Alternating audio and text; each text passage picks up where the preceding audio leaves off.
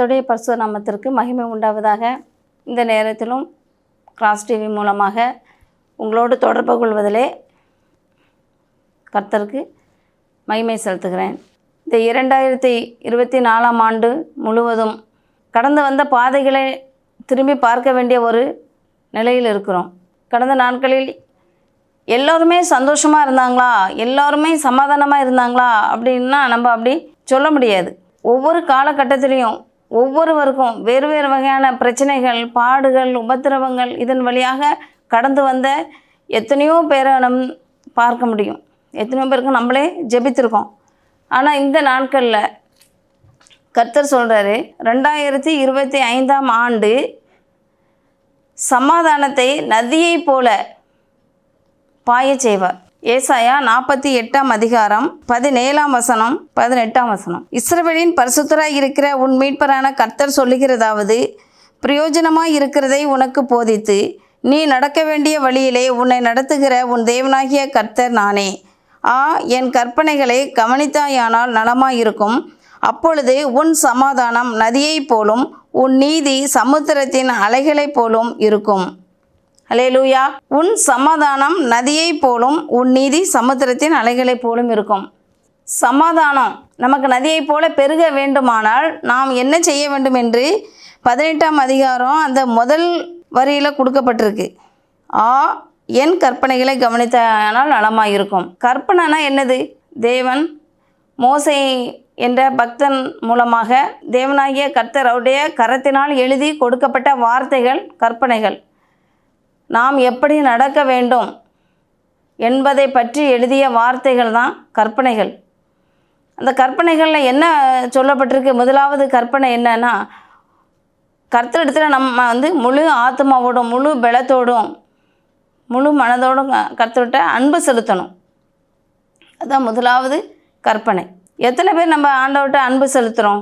அன்பு செலுத்துகிறவங்களாம் நம்ம இருந்தோன்னா ஆண்டவரை முறுமுறுக்க மாட்டோம். எந்த ஒரு சூழ்நிலையிலையும் நம்ம முறுமுறுக்கக்கூடாது. யோபு பக்தன் பாருங்கள், அவர் எந்த ஒரு சூழ்நிலையிலையும் கர்த்தருடைய வேதத்தை, அவருடைய வார்த்தைகளை நேசிக்கிறவராக இருந்தார். சங்கீதக்காரன் சொல்கிறாரு, கர்த்தருடைய வேதத்தை நேசிக்கிறவர்களுக்கு மிகுந்த சமாதானம் உண்டு. கற்பனைகளை கை கொள்ளுவோனாக இருந்தோன்னா நமக்கு சமாதானத்தை நதியை போல கர்த்தர் பெருக பண்ணுவார். ஆதியாகமம் 49 அதிகாரம் 10 வசனத்தில் யாக்கோபு சொல்கிறாரு, சமாதான காரணர் கர்த்தர் சமாதான கர்த்தராக இருக்கார். ஏசாயா தீர்க்கதரிசி சொல்கிறாரு, சமாதான பிரபு. மீகா எழுதுகிறாரு, மீகா 5 அதிகாரம் 5 வசனத்தில் சமாதான காரணர் என்று எழுதுகிறார். இப்படிப்பட்ட சமாதானத்தை நம்ம பெறுவதற்கு கற்பனைகளை எப்படி கை கொள்ள வேண்டும்? சங்கீதம் 119 அதிகாரம் 32 வசனத்தில், நீர் என் இருதயத்தை விசாலமாக்கும் போது நான் உமது கற்பனைகளின் வழியாக ஓடுவேன். சங்கீதக்காரனாகிய தாவீது சொல்கிறாரு, கற்பனைகளின் வழியாக ஓடுவதற்கு அவருடைய இருதயம் விசாலமாக இருக்கணும். இருதயத்தில் கர்த்தருடைய வார்த்தை நிரம்பி இருக்கணும். அவருடைய அன்பு இருதயத்தை ஆட்கொண்டு இருக்கணும். அதனால தான் அவர் சொல்கிறாரு, கற்பனைகள் வழியாக ஓடுறேன். ஏன்? அதில் அவர் பிரியமாக இருக்கார். 35 வசனத்தை பார்த்தோன்னா, உமது கற்பனைகளின் பாதையில் என்னை நடத்தும், நான் அதில் பிரியமாக இருக்கிறேன். கர்த்தருடைய வேதத்தில் இரவும் பகலும் தியானமாக இருக்கிற மனுஷன் பாக்கியவான். நம்ம பாக்கியவானாக இருக்கணும்னா கர்த்தருடைய வேதத்தை, அவருடைய கற்பனைகளை கை கொள்கிறவர்களாக நம்ம இருக்க வேண்டும். 60 வசனத்தில் சொல்கிறாரு, 119 சங்கீதம் 60 வசனத்தில், உமது கற்பனைகளை கை கொள்ளும்படி நான் தாமதியாமல் தீவிரித்தேன். தாவீது ராஜா அவ்வளோ ஒரு கஷ்டமான நெருக்கமான பாடுகளின் மத்தியில் அவர் கடந்து வந்தவராக இருந்தாலும் அவர் கர்த்தருடைய கிருபைக்கு காத்திருந்தார். அவருடைய வேதத்தை கற்பனைகளின் பேரில் பிரியமாக இருந்தார். கற்பனைகள் வழியாக ஓடுவேன்னு சொல்கிறாரு. நம்மளுடைய குடும்பத்துலேயும் வெளியிலையும் வேலை செய்கிற இடங்களிலும் சமாதானம் இல்லாமல் குழப்பமான சூழ்நிலையில் கடந்து போகிறோம் அப்படின்னு சொன்னால் நம்ம இன்னும் கர்த்தருடைய கற்பனைகள் வழியாக ஓடலை. நம்மை நாமே நிதானித்த நாம் நியாயம் தீர்க்கப்படும். உலகத்தில் நமக்கு உபத்திரவம் உண்டு தான். ஆனாலும் இயேசு கிறிஸ்து என்ன சொன்னாங்க? உலகத்தில் உங்களுக்கு உபத்திரவம் உண்டு, ஆனாலும் திடன் கொள்ளுங்கள், நான் உலகத்தை ஜெயித்தேன். சத்துரு வெள்ளம் போல் வந்தாலும் ஆவியானவர் நமக்காக ஜெய கிறிஸ்து நமக்காக ஜெய கொடி ஏற்றுகிறவராக இருக்கார். அல்லேலூயா. உபாகமம் 26ஆம் அதிகாரம் 18-19 வசனம். கர்த்தரும் உனக்கு வாக்கு கொடுத்து உனக்கு சொல்லி இருக்கிறபடி நீ என்னுடைய கட்டளைகளை எல்லாம் கை கொண்டால் எனக்கு சொந்த ஜனமாய் இருப்பாய் என்றும், நான் உண்டு பண்ணின எல்லா ஜாதிகளை பார்க்கிலும் புகழ்ச்சியிலும் கீர்த்தியிலும் மகிமையிலும் உன்னை சிறந்திருக்கும்படி செய்வேன் என்றும், நான் சொன்னபடியே உன் தேவனாகிய கர்த்தரான எனக்கு பரிசுத்த ஜனமாய் இருப்பாய் என்றும் அவர் இன்று உனக்கு சொல்லுகிறார். அல்லேலூயா. கீர்த்தியிலையும் புகழ்ச்சியிலையும் மகிமையிலையும் நம்மளை என்ன செய்வார்? சிறந்திருக்க செய்வேன் என்று கர்த்தர் சொல்லுகிறார். 2025ஆம் ஆண்டில் கீர்த்தியும் புகழ்ச்சியும் மகிமையும் பெருகும்படி செய்வார். அல்லேலூயா.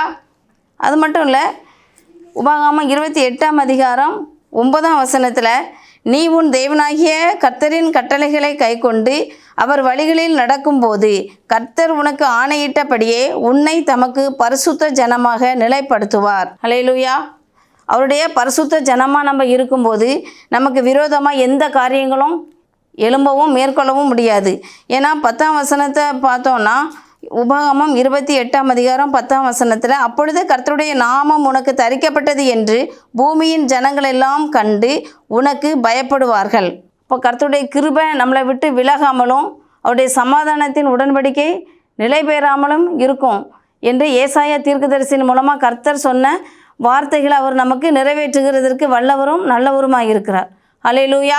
கர்த்தருடைய கற்பனைகளின் வழியாக நம்ம ஓடும்போது, அவருடைய கற்பனைகளை கை கொண்டு நடக்கும்போது நமக்கு என்ன பலன் உண்டு? கற்பனைகளை கை கொள்வதனால நமக்கு பலன் உண்டு. என்ன பலன் என்று பார்த்தோன்னா, மத்தேயு 19ஆம் அதிகாரம் 16ஆம் வசனத்திலிருந்து பார்த்தோன்னா, அங்கே ஒருத்தர் கேட்குறாரு, நல்ல போதகரே, நித்திய ஜீவனை அடைவதற்கு நான் என்ன செய்ய வேண்டும்? 19ஆம் வசனத்தில் உன் தகப்பனையும் உன் தாயையும் கனம் பண்ணுவாயாக, உன்னிடத்தில் நீ அன்பு கூறுவது போல பிறனிடத்திலும் அன்பு கூறுவாயாக என்பவைகளையே என்றார். உடனே அந்த வாலிபன் சொல்கிறாரு, இதெல்லாம் நான் சிறு வயது முதல்ல என்ன செய்திருக்கேன்? கடைப்பிடித்துட்டு தான் வரேன், கை கொண்டு இருக்கிறேன். இன்னும் என்னிடத்தில் என்ன குறைவு அப்படின்னு சொல்லி கேட்கும்போது அவர் சொல்கிறார், அதற்கு இயேசு, நீ பூரண சர்க்குணராக இருக்க விரும்பினால் உனக்கு உண்டானவர்களை விட்டு தரித்திருக்க கொடு, அப்பொழுது பரலோகத்தில் உனக்கு பொக்கிஷம் உண்டாகிருக்கும், பின்பு என்னை பின்பற்றி வா என்று சொல்கிறாரு. அப்போ அந்த வாலிபன் மிகுந்த துக்கமடைந்தவனை என்ன செய்துட்டான்? போய்விட்டான்.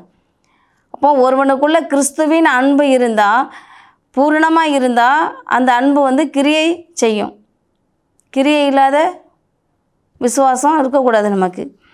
நம்ம விசுவாசம் கிரியை செய்யணும். கற்பனைகளை கை கொண்டோன்னா, கர்த்தரை உறுதியாக பற்றி பிடித்து கொண்டோன்னா, அவர் மேலே நம்பிக்கையாக இருந்தோன்னா, கர்த்தர் நம்மளை அவர் நடத்த வேண்டிய வழியிலே பிரயோஜனமாக இருக்கிறதே நமக்கு போதித்து நாம் நடக்க வேண்டிய வழியிலே நம்மை நடத்துகிற கர்த்தர். ஹல்லேலூயா. உபாகமம் 5ஆம் அதிகாரம் 10ஆம் வசனம். என்னிடத்தில் அன்பு கூர்ந்து என் கற்பனைகளை கை கொள்ளுகிறவர்களுக்கோ 1000 தலைமுறை மட்டும் இரக்கம் செய்கிறவராய் இருக்கிறேன். ஆண்டவர் சொல்கிறாரு, நீங்கள் இந்த கற்பனைகளின் வார்த்தைகளை உங்கள் பிள்ளைங்களுக்கு போதிங்க. எப்படி போதிக்கணுமா? உபாகமம் 6ஆம் அதிகாரம் 7ஆம் வசனத்தில் நீ அவைகளை உன் பிள்ளைகளுக்கு கருத்தாய் போதித்து, நீ உன் வீட்டில் உட்கார்ந்திருக்கிற போதும், வழியில் நடக்கிற போதும், படுத்துக்கொள்கிற போதும், எழுந்திருக்கிற போதும் அவைகளை குறித்து பேசி, அவைகளை உன் கையின் மேல் அடையாளமாக கட்டி கொள்வாயாக. அவைகள் உன் கண்களுக்கு நடுவே ஞாபகக்குறியாய் இருக்க கடவுது. அவைகளை உன் வீட்டு நிலைகளிலும் உன் வாசல்களிலும் எழுதுவாயாக. ஹல்லேலூயா. அதனால் நம்மளுடைய சமாதானம் நதியை போல இருக்கணும். அப்படின்னா தெளிந்த ஒரு நீரோடையை போல சுத்தமான ஒரு தண்ணீர் ஓடுகிறது தான் நதி, ரிவர் என்று ஆங்கில வேதாகமத்தில் இருக்குது. அப்போ அந்த ஒரு நல்ல தண்ணீர் ஓடுற ஒரு நதியை போல நம்ம ஒரு சமாதானம் காணப்பட வேண்டும் என்று சொன்னால் அவருடைய கற்பனைகள் வழியாக நம்ம ஓடுகிறவர்களாக, கற்பனைகளை கை கொள்ளுகிறவர்களாக இருக்க வேண்டும். அதான் தாவீது சொல்கிறாரு, கற்பனைகளின்படி தூய்மையானதும் கண்களை தெளிவிக்கிறதுமாய் இருக்கிறது. கர்த்தருடைய கற்பனைகள் தூய்மை. ஹல்லேலூயா. நம்ம கர்த்தருடைய கற்பனைகளை கை கொண்டு நம்முடைய சமாதானத்தை நதியை போல கர்த்தர் மாற்ற வேண்டும் என்றால் கர்த்தரை நோக்கி பார்ப்போம். ஹல்லேலூயா. ஸ்தோத்திரம் கர்த்தாவே, உம்மை நன்றியோடு துதிக்கிறோம், ஸ்தோத்திரிக்கிறோம். 2025ஆம் ஆண்டு புதிய வருடத்திலும் கூட கர்த்தாவே, உம்முடைய தேவ சமாதானம் எங்களுடைய இருதயங்களை ஆட்கொள்ளும்படியாய் ஆண்டவரே, நாங்கள் எதற்கும் கவலைப்படாமல் ஆண்டவரே, உங்கள் வார்த்தையின்படி நீங்கள் ஒன்றுக்கும் கவலைப்படாமல் எல்லாவற்றையும் குறித்து ஸ்தோத்திரத்தோட கூடிய ஜபத்தினாலும் வேண்டுதலான தேவனுக்கு தெரியப்படுத்துங்கள். அப்பொழுது எல்லா புத்திக்கும் மேலான தேவ சமாதானம் உங்கள் இருதயங்களையும் சிந்தைகளையும் ஆட்கொள்ள கடவுள் என்று சொன்னீங்களப்பா. ஸ்தோத்திரம். அப்படியா உங்கள் தேவ சமாதானத்தினால ஒவ்வொரு பிள்ளைகளை நிரப்பும்படியாய் ஜெபிக்கிறோம். ஒவ்வொரு குடும்பத்தில் என் தேவாதி தேவன் ஆண்டவர் நன்மையும் கிருபையும் கட்டளையிடும்படியாய் ஜெபிக்கிறோம். ஹல்லேலூயா. ஸ்தோத்திரம். வருஷத்தை நன்மையால் முடிசூட்டும்படியாய் ஜெபிக்கிறோம். தீமைகள் பொல்லாப்புகளுக்கு விலக்கி பாதுகாக்கும்படியாய் ஜெபிக்கிறோம். உங்கள் தேவ சமாதானத்தினால பிள்ளைகளை நிரப்பி ஆசீர்வதிக்கும்படியாய் ஜெபிக்கிறோம். நன்றி பரிசுத்த ஆவியானவரே, உம்மை துதிக்கிறோம், ஸ்தோத்திரிக்கிறோம். எல்லா துதி கன மகிமை ஸ்தோத்திரம் உமக்கு ஒருவருக்கே செலுத்துகிறோம். மீட்பர் இயேசுவின் நாமத்தில் பிதாவே, ஆமென். அல்லேலூயா.